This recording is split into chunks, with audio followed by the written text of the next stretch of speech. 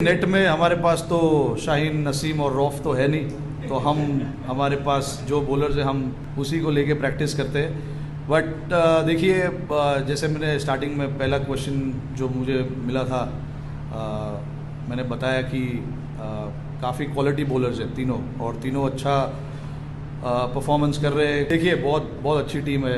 पिछले कुछ सालों में उन्होंने बहुत अच्छा परफॉर्मेंस किया है। चाहे T20 वर्ल्ड कप हो, 50 ओवर फॉर्मेट हो, कोई भी टीम ऐसे ही नंबर 1 नहीं बनती है।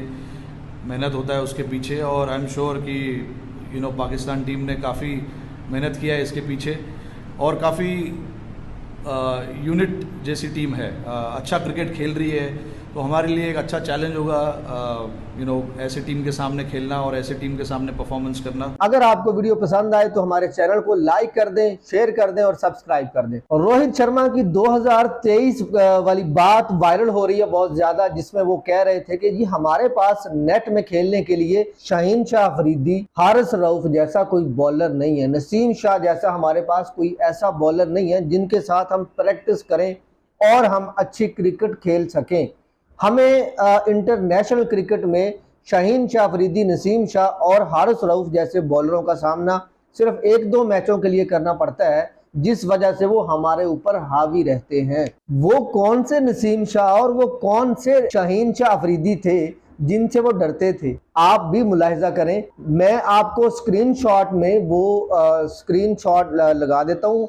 उनकी पेस क्या थी, शाहीन शाह अफरीदी की पेस क्या थी, शाहीन शाह अफरीदी की वो काट और वो उसकी बॉलिंग में स्पाइस क्या था, वो आप देखें, मुलाहिजा करें, आप उनकी बॉलिंग देखें। मैं आपको याद करवाता जाऊं कि ये शाहीन शाह अफरीदी इंजरी से पहले वो शाहीन शाह अफरीदी थे जो कि 149-50 की स्पीड पे गेंद करते थे, और उनकी गेंद जो है वो पड़ के अंदर आती थी, और वो पहली दूसरी गेंद में पहले ओवर में वो विकेट निकाल जाते थे। आपको याद होगा रोहित शर्मा की विकेट लेना शाहीन शाह अफरीदी के लिए कोई बड़ा मसला ही नहीं होता था।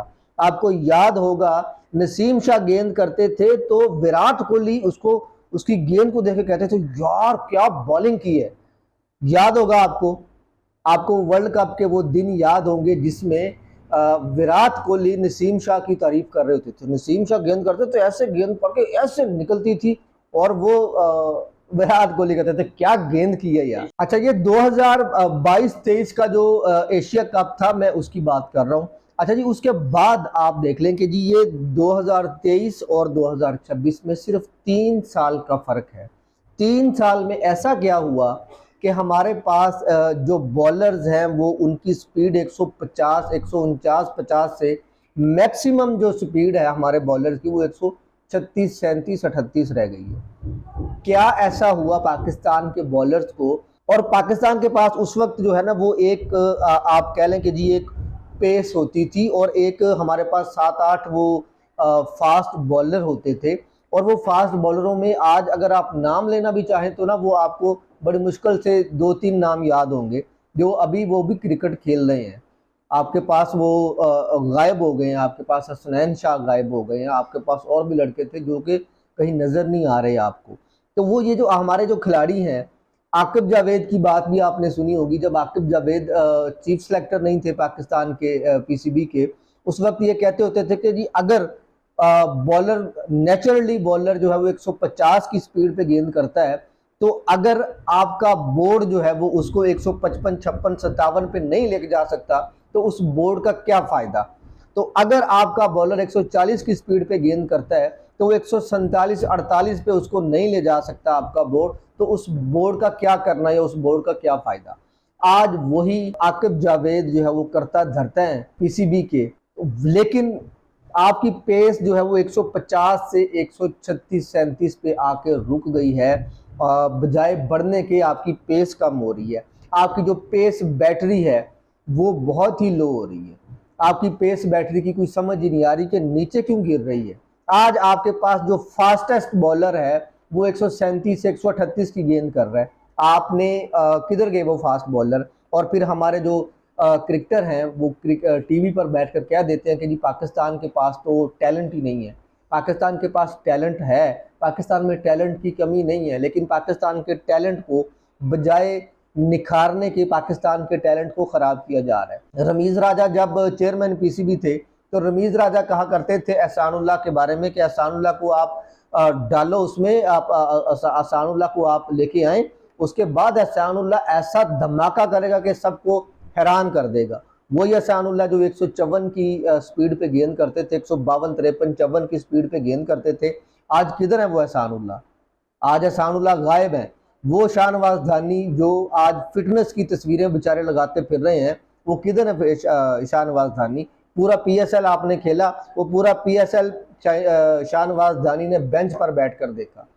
अहमद दानियाल जो कि अपना बेचारे वो स्क्रीनशॉट लगाते हैं कि जी मैं भी फिट हूँ, मैं फिटनेस लेवल भी मेरा बड़ा ज़बरदस्त है, लेकिन वो आज किधर हैं?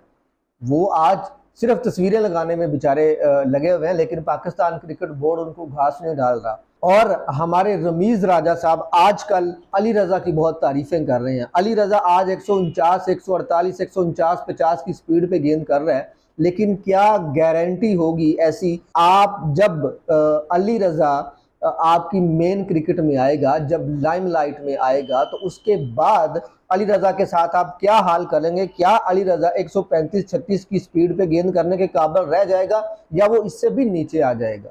ये वक्त बताएगा, क्योंकि पाकिस्तान आज वो जो रोहित शर्मा की आपको बात मैंने याद कराई है, रोहित शर्मा ने वो बात 2022-23 में की थी, आज 2026 है।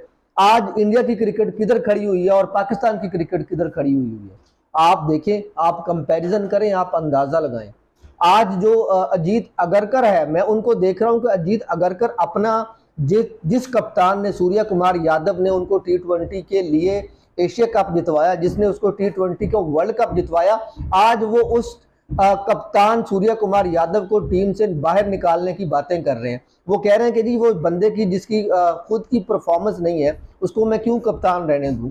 मुझे कोई एक बंदा रीजन बता दे कप्तान को क्यों कप्तान रखूं जिसकी जाती तौर पे खुद परफॉर्मेंस नहीं है, जो जाती तौर पे खुद अच्छे रन नहीं कर रहा। एक तरफ वो है, एक तरफ हमारा पाकिस्तान है। हमारी पेस बैटरी जो है, हम बात पेस बैटरी की कर रहे थे, मैं ये बात जो है ना वो जाते जाते माइंड सेट की बात होती है। माइंड सेट जो है ना वो मैंने आपको इंडिया का माइंड सेट बताया। रोहित शर्मा गए, आज आप देख लें उनकी टीम किधर खड़ी हुई है। विराट कोहली T20 से गए थे, आज उनका देख लें कितने खिलाड़ी लाइन में लगे हुए हैं विराट कोहली की जगह लेने के लिए।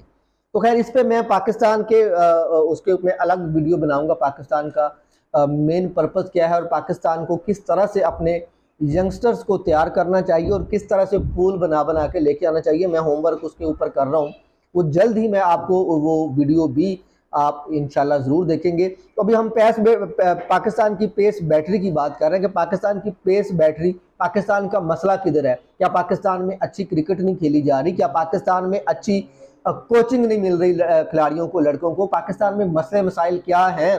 पीसीबी पाकिस्तान के मसले मसाइल हल क्यों नहीं कर रहा? ये मेरा सवाल है। आप भी मुझे बताएं कि पाकिस्तान के जो क्रिकेट बोर्ड है ये मसले मसाइल हल करने में नाकाम क्यों है? आप कमेंट की सूरत में ये मुझे मशवरा ज़रूर दें ताकि मैं उस पर एक वीडियो मज़ीद बनाऊंगा। कुछ पॉइंट्स मेरे पास हैं, कुछ पॉइंट्स आपके पास भी अगर मिल जाते हैं तो मैं इसके ऊपर एक और बहुत अच्छी वीडियो बना सकता हूं। तो नाज़रीन, ये हमारी आज की वीडियो थी। अगर आपको वीडियो पसंद आए तो हमारे चैनल को लाइक कर दें, शेयर कर दें और सब्सक्राइब कर दें। Thank you very much.